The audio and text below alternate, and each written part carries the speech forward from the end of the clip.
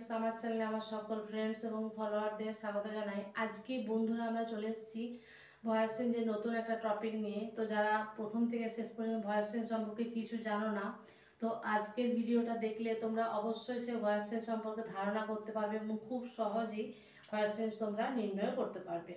দেখো, voice change জানতে গেলে আমরা জানতে হবে সাবজেক্ট কি, অবজেক্ট কি, ভার্ব কি। সাবজেক্ট কি না, সাবজেক্ট মিন কর্তা, বাক্যে যিনি কাজটা করছেন আমরা সেটাকে বলবো সাবজেক্ট। অবজেক্ট কোনটা, যিনি কি করছেন সেটাকে আমরা বলবো অবজেক্ট। আর কি করছেন মানে কাজ করা বোঝাবে সেটাকে আমরা বলবো ভার্ব। এরপরে এটা গেল সাবজেক্ট, অবজেক্ট এবং ভার্বের ধারণা। এরপরে আসছি ভয়েস চেঞ্জের দুটো পার্ট, মানে যে বাক্যটা আমার দেয়া থাকে সেটাকে বলবো অ্যাক্টিভ বাক্য, আর যেটা পরিবর্তন করতে হয় সেটাকে আমরা বলবো প্যাসিভ বাক্য। এরপরে অ্যাক্টিভ থেকে প্যাসিভ করার সময় কিছু প্রোনাউনের চেঞ্জ করতে হয়। তো সেই প্রোনাউনের চেঞ্জগুলো আমরা দেখে নিই, চলো একসঙ্গে। প্রথমে আছে আই। আই থাকলে কি হবে না, আই থাকলে মি, হি থাকলে হিম, সি থাকলে হার, উই থাকলে আস, ইউ থাকলে ইউ, দে থাকলে দেম, ইট থাকলে ইট। তাহলে এটা গেল আমার সাবজেক্টের চেঞ্জ, মানে সাবজেক্টের পরিবর্তন হয়ে থাকে। এরপরে ভয়েস চেঞ্জ আমি একটা বাক্য লিখছি, সেই বাক্যের সাবজেক্ট, অবজেক্ট এবং ভার্ব তোমাদের দেখাবো। দেখো, এখানে আমি বললাম যে you draw a nice picture. তাহলে এখানে বন্ধুরা বাক্যটা কি লিখেছি, you draw a nice picture.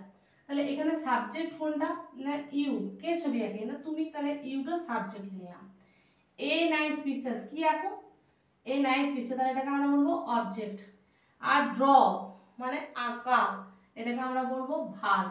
তাহলে ভয়েস চেঞ্জে যেটা অ্যাক্টিভ বাক্য সেভাবে সেটা কি গঠন হবে না, প্রথমে সাবজেক্ট, তারপরে ভার্ব এবং অবজেক্ট, মানে যে কোনো ইংলিশ সেন্টেন্সে যেটা গঠন হয়ে থাকে সেটা। তাহলে আমরা এই বাক্যটাকে আমরা কি বলবো না, অ্যাক্টিভ বাক্য, অ্যাক্টিভ।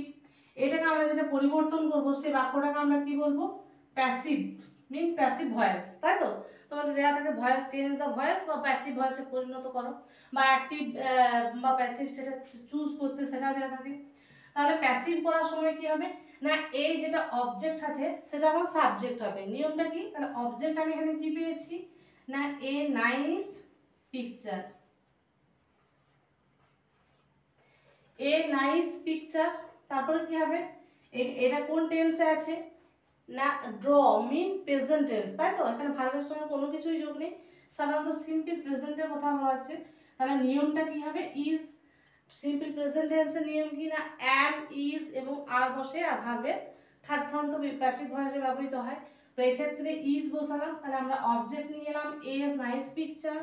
এখানে আমরা ভার্ব হিসেবে কি এগ্রিমেন্ট করলাম না, ইজ নিলাম। ভার্বের ফর্ম কি আছে, ড্র, ড্রিউ এবং ড্রন। তাহলে এখানে ভার্বের থার্ড ফর্ম হচ্ছে ড্রন।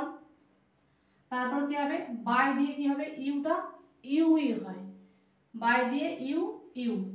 তাহলে কি বললাম না, a picture is drawn by you. এটা কারণ আমার প্যাসিভ ভয়েসের পরিবর্তন।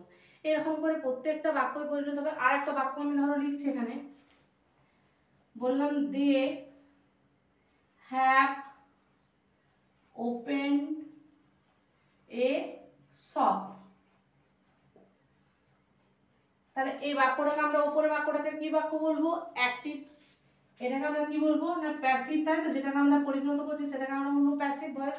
তাহলে উপর বাক্যের সাবজেক্ট কোনটা, দে হ্যাভ ওপেন, এটাকে আমরা, এটাকে অক্সিলারি ভার্ব বলি, আর এটাকে আমরা মেন ভার্ব বলি, আর এটাকে আমরা বলবো অবজেক্ট।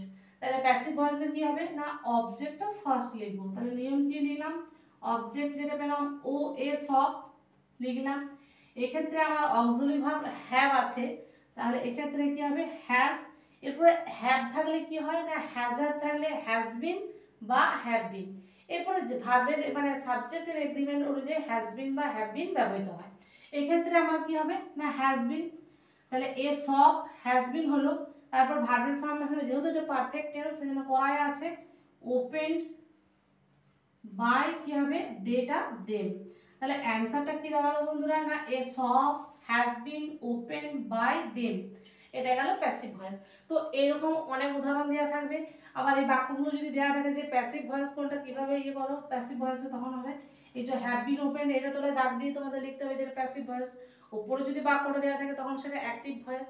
আশা করি ভয়েস চেঞ্জ নিয়ে যদি তোমাদের কোনো দুশ্চিন্তা যেটুকু থেকে ছিল সেটা অবশ্যই ভিডিওটা দেখলে তোমাদের দূর হবে।